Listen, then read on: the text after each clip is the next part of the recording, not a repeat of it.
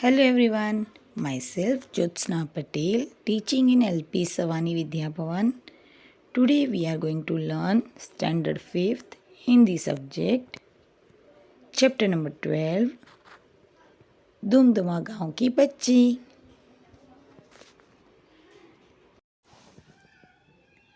Chapter 12, Dumduma गाँव की बच्ची. बच्चों में अपार क्षमता होती है. उनमें स्वयं कुछ करने की लगन पैदा करना आवश्यक है. प्रस्तुत कहानी में दुमदुमा गांव के लोगों की परेशानी को दूर करने के लिए बच्चे कैसे कदम उठाते हैं उसका निरूपण किया है. यानी कहानी है ना, ये दुमदुमा गांव की कहानी. उसमें गांव है और उस गांव के लोग परेशान है पानी से. तो उसमें बच्चे किस तरह कदम उठाते हैं और उसका निरूपण किया है, यानी बताया गया है.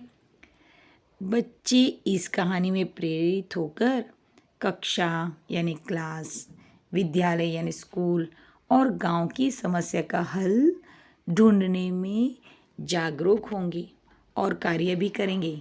यानी यह कहानी सुनकर बच्चे भी अपने गांव में कुछ समस्या हो तो उसे हल करने में यानी उसका सॉल्यूशन ढूंढेंगे और काम करेंगे. यह दुमदुमा गांव है. यह हमेशा पानी की कमी रहती थी. खेत सूख जाते, लोग परेशान रहते. यहाँ हमेशा खेत सूख जाते थे, लोग परेशान रहते, पर कोई उपाय नहीं कर पाते थे. कोई उपाय मिलता ही नहीं था. बच्चे पानी में खेलना चाहते, तैरना चाहते, पर कहाँ, पानी ही नहीं होता. तो बच्चे खेलना और तैरना कहाँ कहाँ करते. पानी के बिना तैरना, खेलना, नहाना नहीं हो सकता. एक दिन बच्चे खेल के मैदान में इकट्ठा यानी सारे जमा हुए. उन्होंने पानी की कमी दूर करने की सोची.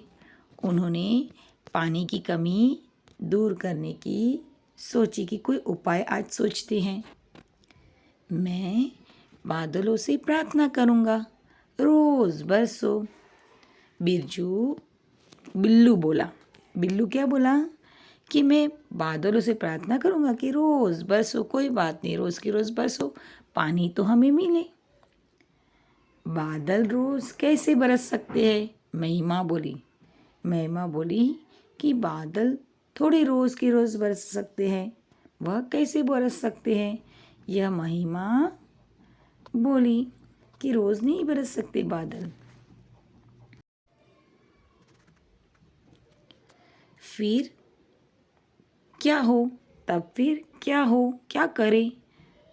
सब सोचने लगे. तब यह नहीं हो सकता है, बादल नहीं बरस सकते हैं और बादल रोज़ तो बरस नहीं सकते. तब फिर क्या हो? क्यों न एक बड़ा सा गड्ढा खोदे यानी तालाब होता है ना, उस तरह का बड़ा सा गड्ढा खोदे जिसमें बारिश का खूब सारा पानी भर जाए. रजिया बोली. कौन बोली? रजिया. हम एक काम करते हैं, एक बड़ा सा गड्ढा खोदते हैं और उसमें बारिश का पानी भर जाए, इस तरह का एक गड्ढा खोदते हैं.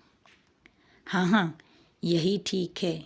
सारे बच्चे बोले हाँ, ये अच्छी बात है कि हम गड्ढा खोदते हैं और उसमें पानी भर जाएगा.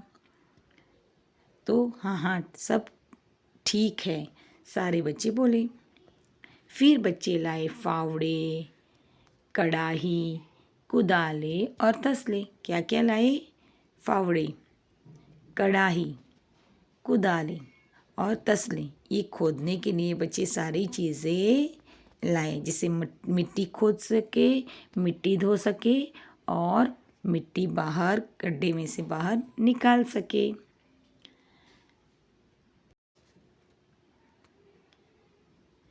वे ज़मीन खोदते रहे. क्या करते रहे?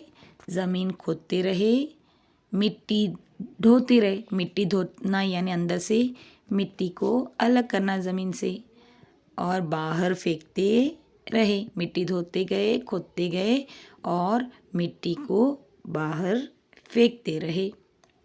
बच्चों को काम करते हुए गांव वालों ने देखा। बच्चों को काम करते हुए किसने देखा? गांव वालों ने देखा। वे भी बच्चों के साथ काम करने में जुट गए। वे भी बच्चों के साथ काम करने में जुट गए यानी लग गए। वे भी गड्ढा खोदने लगे और मिट्टी धोने लगे।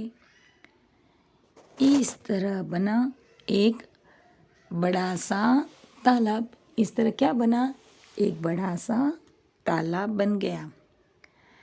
अब तालाब तो बन गया, फिर हुई बारिश। बरसात में उस तालाब में पानी भरा। बरसात में उस तालाब में पानी भरने लगा। अब पानी भरने से पानी से खेतों की सिंचाई हुई। सिंचाई यानी पता है? सिंचाई यानी खेतों के धान को पानी देना। देखो ये किस तरह सिंचाई होती है पता है आपको? ये सिंचाई पहले तो नदियों पर बांध बांधते हैं। बांध यानी डैम। उस पर नदियों में बांध बांध कर पानी को रोक लेते हैं, यानी ये बांध का पानी पूरे साल खेतों की सिंचाई के लिए उपयोगी हो। उसके बाद ये बांध के बाद नहरों के द्वारा गांव-गांव तक पहुंचाई जाता है ये पानी। फिर इस पानी को नहरों के द्वारा पंप से या पाइप से लोग अपने खेतों में पानी पहुंचाते हैं। तो इसे कहते हैं सिंचाई। सिंचाई यानी खेतों में पानी पहुंचाना।